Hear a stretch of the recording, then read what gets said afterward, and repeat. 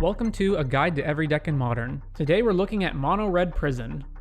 Mono Red Prison is a prison deck that looks to lock up the game with Chalice of the Void, Blood Moon, and/or Ensnaring Bridge, then eventually win with a big threat, usually Karn the Grit Creator or Chandra Torch of Defiance. It plays a number of red rituals to power out its lock pieces as fast as possible, although the deck has fewer explosive starts since the banning of Simian Spirit Guide. This is made up somewhat by Gemstone Caverns when on the draw. Besides that, the deck plays some burn-based removal to mop up creatures. Once a lock is established, the deck primarily wins via damage from Chandra's first and fourth abilities or by Karn removing all of the opponent's lands in combination with Liquid Metal Coating, although it can win by attacking with creatures like Fury. The deck is extremely linear and heavily leans on its three main lock pieces of Chalice, Moon, and Bridge. Consequently, Mono Red Prison is better against decks and cards which any of those pieces lock out, and especially those which are affected by multiple of them.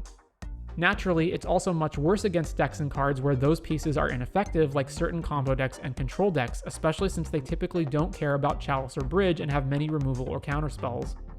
Mono Red Prison can be fast to set up a lock, but slow to actually close out the game.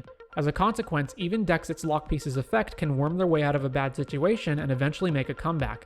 Applying pressure is important, which is why Karn removing lands with Coating or racing to Chandra's ultimate are most often the best paths to a win. The lock pieces are only soft locks against some decks, and you'll have to decide whether racing to close out the game with Chandra's ultimate or playing a slower grindy game is the best route.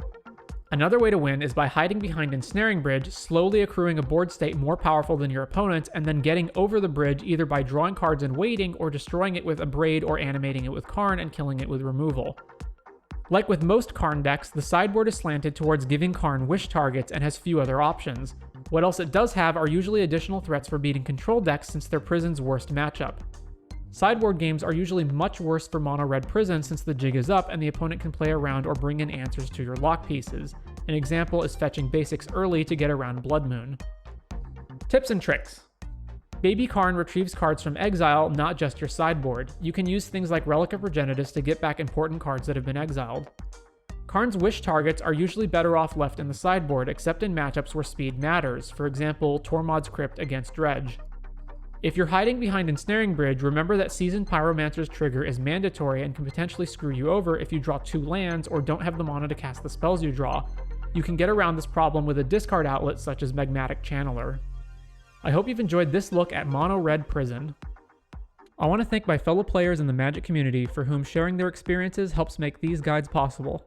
You can find additional resources, such as an up-to-date deck list, in the description.